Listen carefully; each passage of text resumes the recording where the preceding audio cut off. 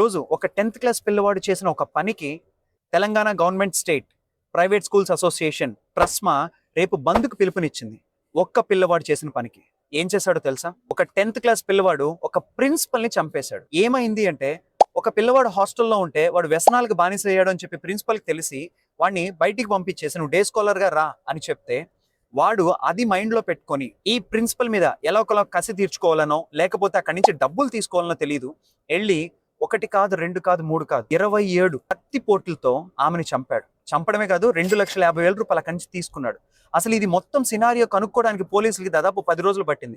ఎందుకు అంటే వాడు యూట్యూబ్ చూసి ఎలా దొరకకుండా కత్తి ఎలా కొనాలి, ఎక్కడ కొనాలి, గ్లౌజులు కొనాలి, మాస్క్ కొనాలి, సీసీ కెమెరాలు వెళ్ళని ఏదైతే ఉందో ఆ ఏరియా నుంచి వెళ్ళి మరి అటువంటి దాడి చేశాడు.